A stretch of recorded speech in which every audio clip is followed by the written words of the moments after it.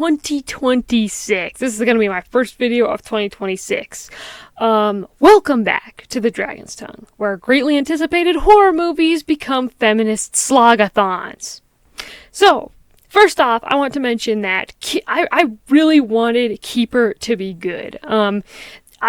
This movie was like something, I saw the trailer for it, and not only was the trailer seems good, it seems scary, but it was also vague. Like, I have been tired to death of trailers, like, keep putting in too much, like, oversharing of the film, or kneecapping suspenseful scenes, because obviously that ruins a lot of the movies. So, it looked scary, and the plot was a secret, and I couldn't really tell if it was going to be about aliens or ghosts or even just good old woodland monsters, which I thought was again, I've missed that. I've genuinely missed that.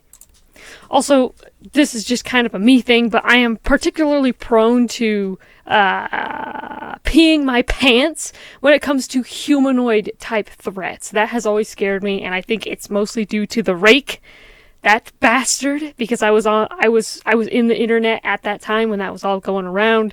There was like found footage videos of it, and just the Rake as a general creature freaked me the hell out. I was young and it infested my fucking dreams. So humanoid monsters kind of get to me now.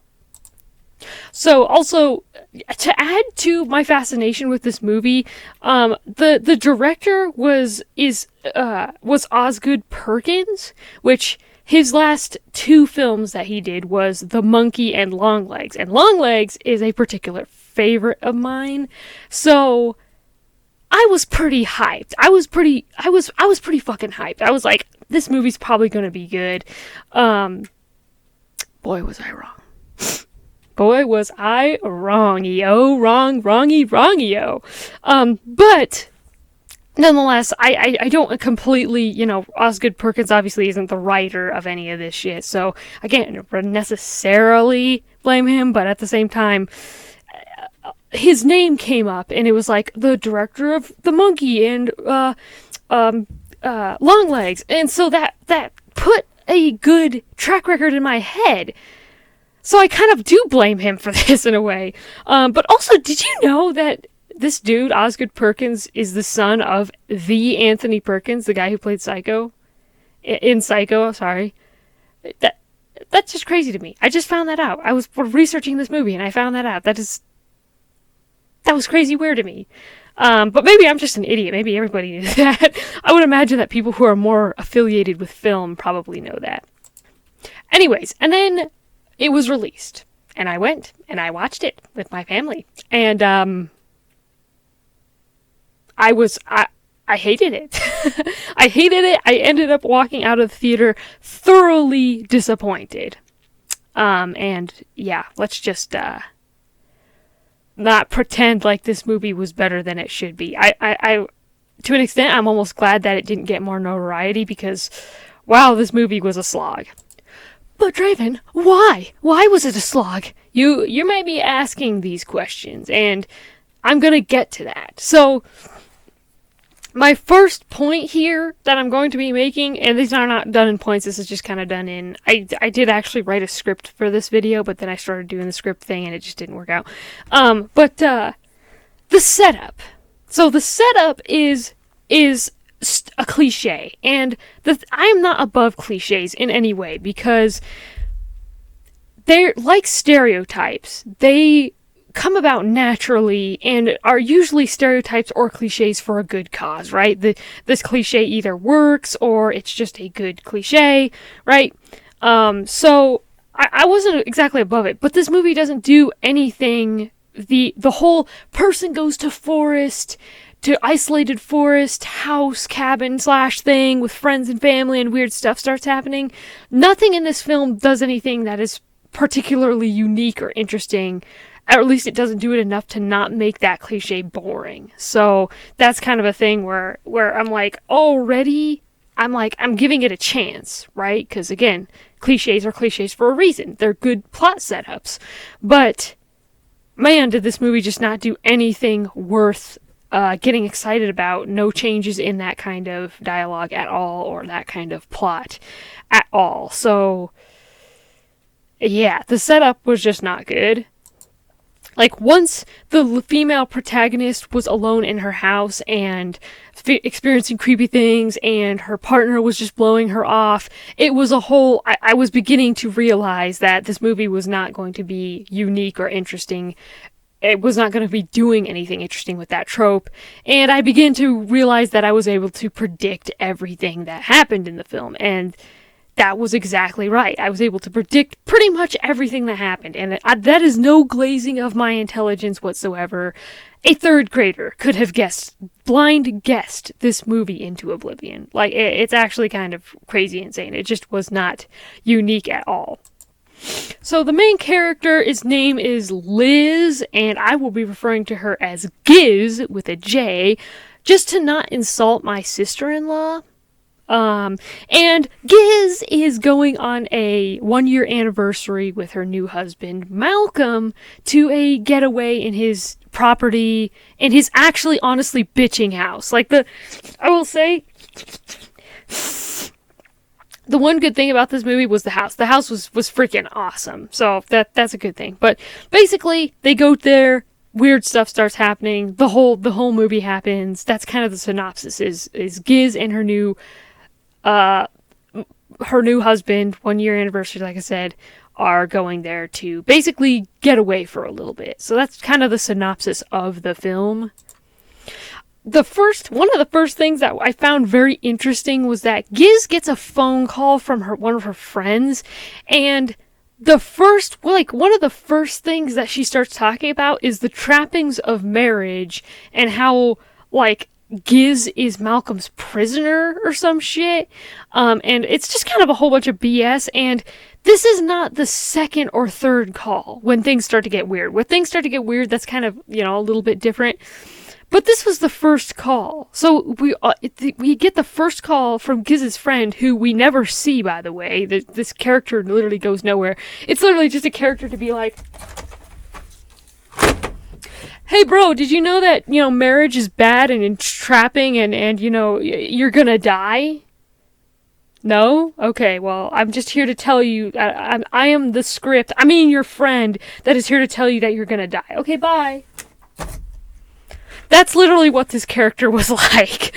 It was literally a nothing character that was just there to basically foreshadow what was happening, and honestly, bad foreshadowing. Yeah, it feels almost berating too, which is kind of bizarre. Where it feels like, why is you berating your best friend for their choices on marriage and stuff? It just felt weird, Yeah, she didn't come off as a good friend. She came off more as annoying, and like I said, she literally refers to Giz as Malcolm's prisoner. Like, it's just a whole bunch of weirdness that, I felt was very lazy foreshadowing and kind of annoying, because again, this character doesn't go anywhere. Like, at least in the movie Get Out, his friend that he continues to call, that goes somewhere. He ends up being the one who finds out that the other black people that were going there were actually disappearances, and like, he's the guy who ends up driving to the house and kind of picking our main character up at the end. Like, he goes somewhere. We see him as a character. He is a character in the movie, and like I said, this gal is just on the phone telling basically not even the main character, but us, the audience, about how terrible marriage is and how it's actually a whole trap. Oh boy, and if you thought that Giz's friend who was calling her, where I do believe his name is Maggie, but again, it doesn't matter because she's not even a character. If you thought that Giz's friend calling her was a red herring or a big message sign blinking in your face telling you things are not right, boy, do I have a surprise for you, because she's not even the worst character. So Malcolm's cousin shows up with his new wife too, and this guy is just terrible. This guy isn't even a character. He's a caricature of the red herring character type, because he is so suspicious right off the bat. like even Malcolm doesn't really like him, and there's this whole back and forth thing, and he's just not even a character. He's just a character there to say like, hey, something's not right, something's weird. Like, he had no character. He was no character other than, hey, this is my douchebag cousin who is a douchebag and a red herring, and pretty much nothing else. Like, it's just so blatantly in your face, like, this is a bad character. He's basically just a giant stop sign that says stop. And it's like, we already tried this bullshit earlier with the phone call conversation thing. Like, this is not even new information to us. We know what's going to happen. And I'm pointing all this out because the script is telling you this. It's the script, not characters actually thinking about different things. Like, again, I'll use Get Out as a good example. In Get Out, the guy's friend was totally off. He thought it was a weird ex-slave thing, right? He was all about that kind of stuff. And he's an actual character who is in the film, who is trying to help our main protagonist friend. He was dog-sitting for him while he and this gal were away. He's an actual character. You can't just have people that are like, this is established to be the best friend, the main character's best friend. But when you're on the phone with them, they're just being like, you know that marriage is actually a trap, right? It's a trap to abuse young, innocent, vulnerable young women into being prisoners. Literal slaves, okay? Alright, bye! Like, that's pretty much it. And with the cousin, it's even more so, where it's just like, yeah, this guy, at least he shows up and we see his face and he has a name, which I can't even remember. I just call him Malcolm's cousin because I don't even remember his name. But he is just nothing, just a nothing burger character, while also being a severe red herring, which is not really technically a red herring because he is guilty too. So it's not even a red herring. It's like a red herring that comes out being true. Which we all know what a red herring is, right? It's something that's so obviously guilty that you can't be like, you're like, oh, that's definitely the guilty person. And then he ends up being also guilty. So it's like, it's not even a red herring. It's just literally, hi, this person's guilty in your face. It was just, dumb and pointless. And why did we have to go through this whole scene with this? It was just dumb. Okay, pop quiz time. How do you make your protagonist both the smart person who is aware and is like, aware of her surroundings and is trying to be intelligent while also making her the dumbest fucking person in the room? Well, I'll tell you. So Malcolm offers Giz a bite of a cake that was suspiciously left at the house when they got there. They got there and there's this weird cake that's in a disgusting box, and Giz is like, I'm not gonna touch that, that's disgusting. And Malcolm's like, no, please eat it. And so you might be thinking, okay, that's smart, why would you eat some weird cake that, like, is just, weird? The girlfriend of the cousin, the douche cousin red herring dude, his girlfriend literally tells Giz, like, it's terrible, it's bad cake, it tastes bad. And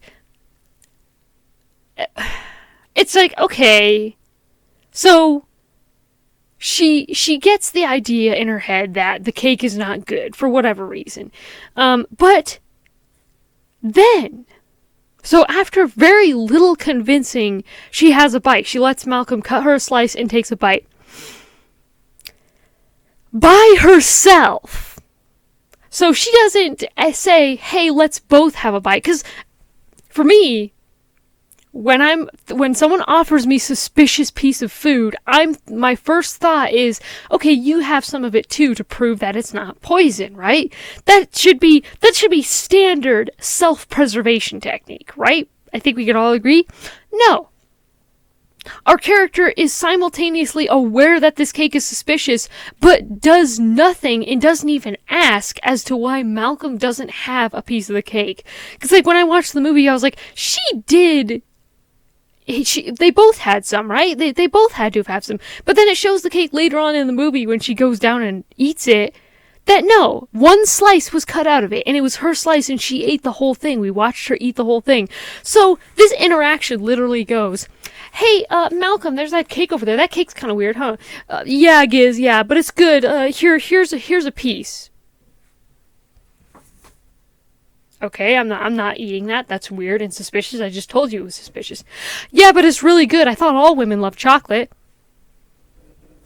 You're pretty right. Okay, I'll have a piece. You aren't gonna have a piece? Nah. Okay. Like, that's literally how that interaction goes.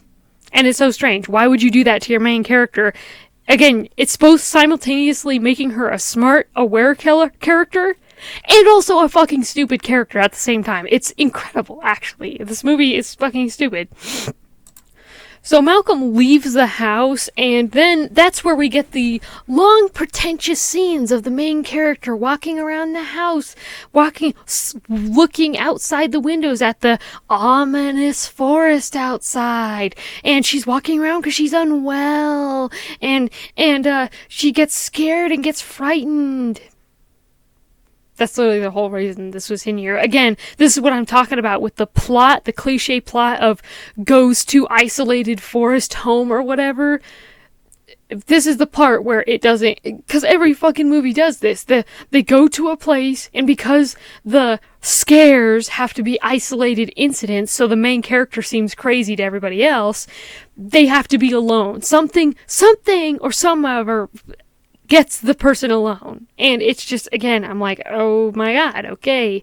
So at least in this movie, it has somewhat of a kind of an excuse, because he wants her to get eaten by the creatures, so he leaves her alone with them so that they, but it's just weird. And again, it just feels like the same old trash, horror movie trash. So, but also, when the scares were beginning to happen, I started to realize something interesting, and that was that a lot of the scares in this film were in the trailers.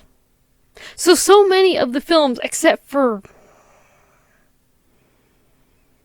a couple that I can think of, were in the trailers. So every time a scare came up, I was like, that was in the trailer. Okay, I know where this is going. Like, a lot of the good, scary parts were in the trailer of this movie, and I was so disappointed. Just because why would you do that? Put all the good scares in the trailers? That's just bizarre. So, yeah, that's when I kind of begin to wonder, was this a mistake? Was this actually a mistake? Did I make a mistake buying the large popcorn instead of the medium here to waste on this dumbass movie? Because, again, I was predicting all of the scares. The plot was going nowhere. There was almost like extreme feminist talking points where it's like marriage is a toxin, like all these things. So, yeah, this is where I began to think that maybe things were not going to be, this movie was not as good as I thought it was. Okay, more of Giz being simultaneously dumb and smart at the same time. So Malcolm's fucking cousin shows up again.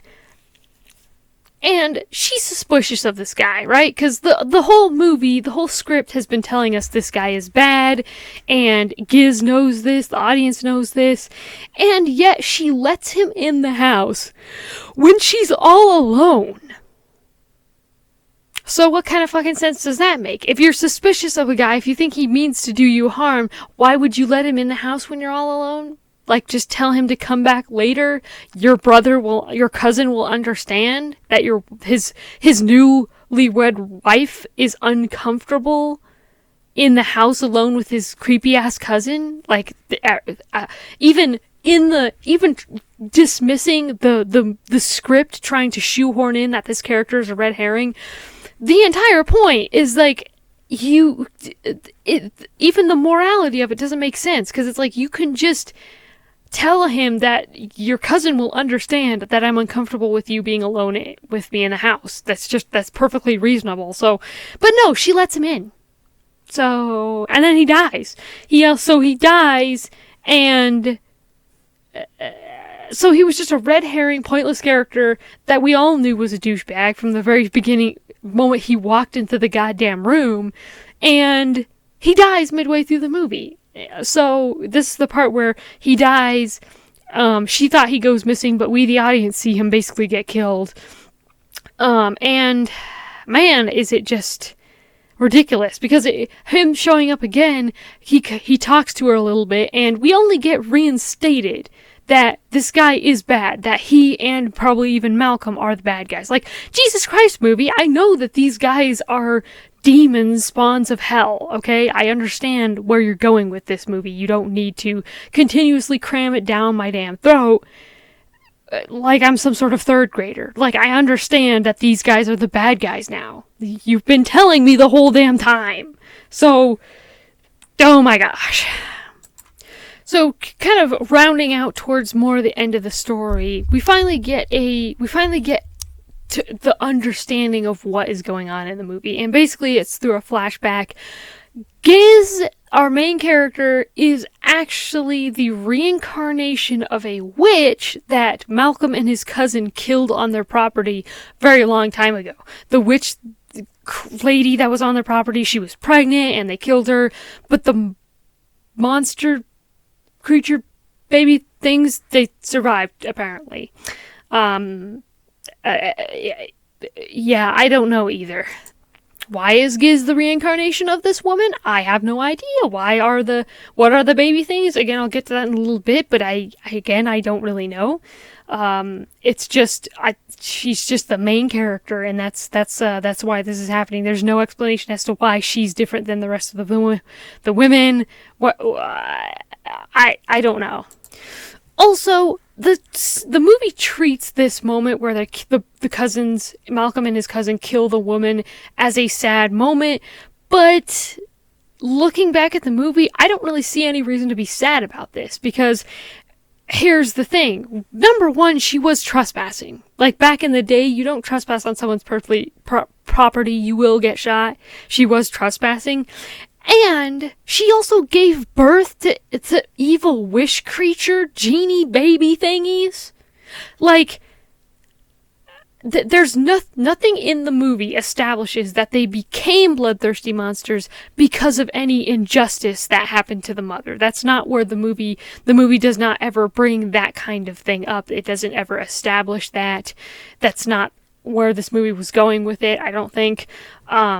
So she literally just gave birth to these crazy creature things. So why should I feel bad for her? Because one, she's an alien species, and the alien species that she is feeds on human beings. Or two, she's an evil witch that got enough goody points with Satan to be able to have spawns of demon spawns in replace of children when they were born. And in which case they are evil, so why should I feel bad? Neither situation here really garners sympathy, because the way I see it, again, these are either bloodthirsty creatures from another dimension or another species that kill human beings, that they feed on them to survive, or they're just demon spawns that are evil and also like to kill humans for fun. So I don't know why the movie expected me to have any type of sympathy for this character when we don't really know barely anything about them. What are the creatures? What was the mother doing out there? She seemed to be doing some sort of rituals, which led me down the Satanism kind of path thing. But again, that doesn't really, nothing is established, so it doesn't really make a whole lot of sense either way. And the movie tries to make you feel sympathy, and there's just no sympathy coming out of me, at least, because, well, what can I say except for they're evil monster creatures that we have established have eaten and killed innocent women, so why should I feel bad? And boom, just like that, the monsters get a sad backstory, and the dragon is justified in murdering all the innocent women, and the woman, the girl boss, is justified in killing her husband because of injustices that were done. Wait a minute. No, I'm thinking of a different movie. Oh, that's right. I was thinking of Damsel. Silly me. Seriously, this movie is the same fucking movie. The movie Damsel that came out like I think a year ago or maybe a couple of years ago is literally this movie. Just the genres are different. The changes in like literally the dragon is forgiven of all of its wrongdoing because evil white man, and the woman, she burns down an entire fucking castle village of people, and she's forgiven because girl boss, like the whole thing. And it's just changed by genre. One's a horror movie and one's a fantasy movie. It's the same fucking movie. Watch the two back to back and you'll see astounding resemblances. It's kind of crazy. And I thought that this movie was supposed to be original. Also, just like in Damsel, are we supposed to feel bad for the genie baby creatures? Because supposedly they did kill many innocent women for a span of what they make seem like over 100 years. Which again is just kind of crazy. Because the creatures, they establish themselves as deadly, powerful entities. So it's not like Malcolm was keeping them prisoner. He was satiating their appetite so that his wish would remain intact, which is to live forever, basically. But they willingly killed several innocent women, and we're supposed to feel bad for them, but we're not supposed to feel bad for Malcolm when he eventually gets punished. And I'm in no way saying that Malcolm should get a free pass. He definitely should not. But to say that the actual creatures that physically killed these women should be the ones to get off scot-free just feels weird. Like, Malcolm gets punished, but the creatures get to go. Like, the only person who's actually innocent here is our main protagonist, Giz, and she basically decides to just adopt these little murder baby creatures because she is technically their reincarnated mother. But, like, morally, do you not think, oh, but they did kill these women? Like, they did kill these multiple women.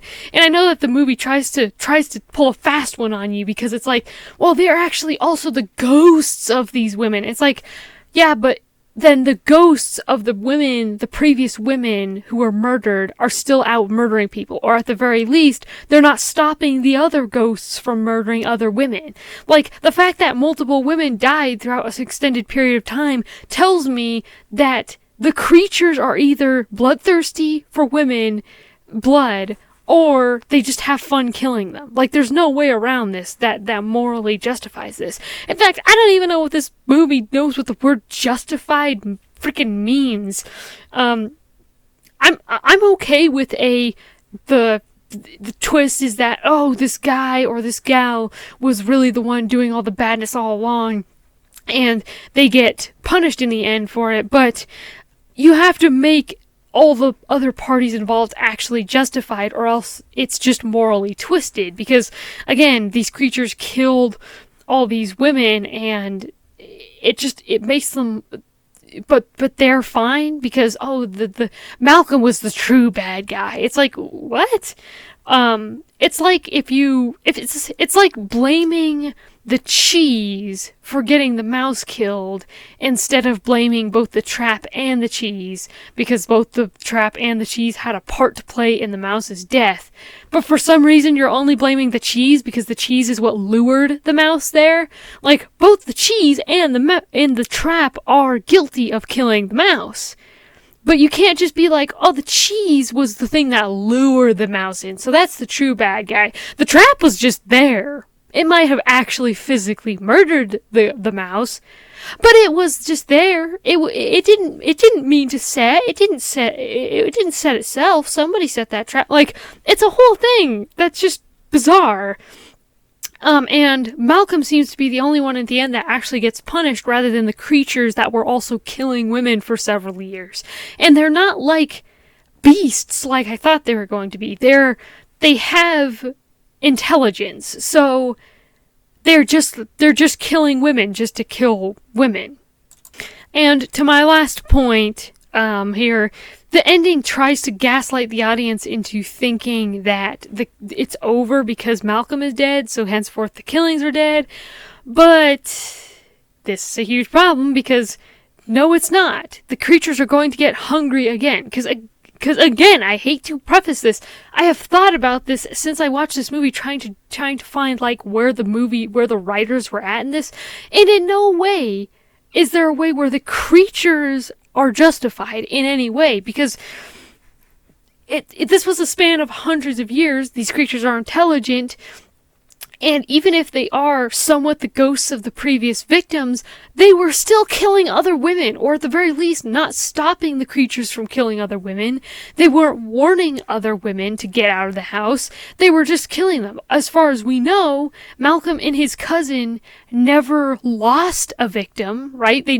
One of the victims never got away, because then the authorities would be alerted, which the authorities never even take place in this. There's no calling the authorities, no nothing in here, which is just kind of bizarre. Like, you would think that they would find a pattern of Malcolm, this rich dude, this rich doctor guy, and his property where women go missing. Like, is there not? But it doesn't matter. So, because it gaslights you into being like, oh, everything's hunky-dory now. The Giz is with her children from a long time ago. It's like, no, these creatures are bloodthirsty monsters, are they not? They killed these women. We literally see the cousin, the date that he brings in the beginning of the film, we literally see her get killed in this movie. Like, not gruesomely killed, but we see her get drug up the tree. Again, another part that was in the trailer. And she's dead. We actually see her ghost later on in the film. So these creatures are killing innocent women. It's not like these creatures are innocent.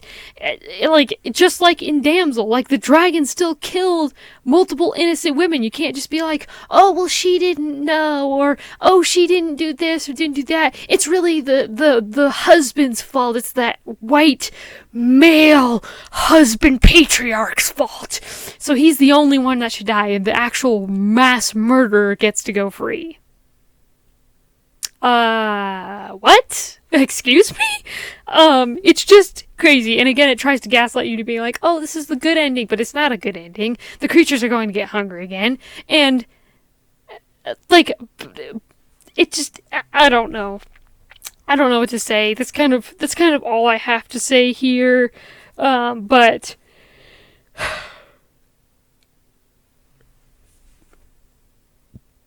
either the creatures live on human beings or they like to eat them for fun, because either way they were eating human beings. So the ending doesn't make any sense here, and many of the creatures are still alive, so, like, she's going to have to kill them.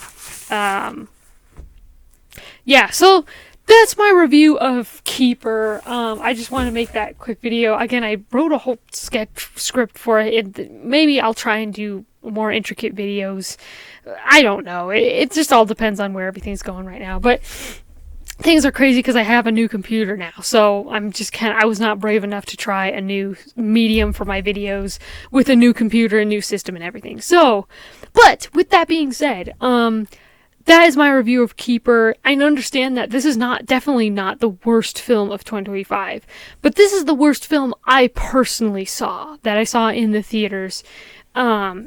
Because it was just like, my brain was like, this is not a good film. Number one, halfway through, I began to realize this was just a horror movie genre version of Damsel, and it was very predictable. So many of the scares were in the damn trailer, so I didn't even get a chance to even really be scared. There was only a couple scary parts where I was like, oh, that's kind of scary, but there wasn't. Most of the good scary parts are in the trailer. And yeah, it was just more kind of feminism, really pushing hard on the feminism thing, where the cousin is not a good guy. I have this rule in media where if a group of people, be it a race or a sex, is not portrayed as evil, greedy, or cowardly and dumb, or a joke, then the movie is biased against that race. And this movie does not pass that test. The only two male characters in it are bad guys who shot down a pregnant woman, which again, like I said, I don't know about that. To me, I don't feel sad for that because obviously there's things there, but they did still shoot down an innocent pregnant woman that they didn't know about. They didn't even know this woman. They just shot this pregnant woman down. Very much portraying these two young strapping boys being all, we've got guns and we're boys and we're masculine and we like shooting women because that's what boys do. That's the kind of energy this movie had. Very sexist in my opinion. And again, those are the only two characters in the film. There's only 4 characters in this film. There's only 4 actual characters in this film. There's Malcolm, there's Giz, there's Malcolm's cousin, and Malcolm's cousin's girlfriend that he brings. Again, I don't even count the Giz's friend on the phone as a character because we never see that fucking character. We never know about that character. She never shows up. She's a nothing character. She's just there to spew more anti-marriage rhetoric where it's just like, marriage is actually a trap, you know. If you get married, you're like a slave. Do you understand that? Do you understand how crazy that is, Batman? Like, it's just crazy. Yeah, there's only 4 characters in this actual film, and the 2 male characters are literally just the most horrible people that you can ever imagine. And they're portrayed even worse. So take the most horrible thing you can imagine, 2 men feeding women to creatures, and then the movie makes it seem like they're even worse than that. So the movie makes it's very dishearteningly sexist towards men, in my opinion anyways. Like, you can't have one good male representation in this film at all. Like, you can't have any at all, nothing. I don't know, it's just weird. It is an isolated event, so there's not a lot of characters that you can really work with, and I understand that, but you couldn't have maybe Giz's friend on the phone is male instead, and he's trying to get her out of there, like some sort of positive male interpretation. And I wouldn't have even bringing up the sexism thing.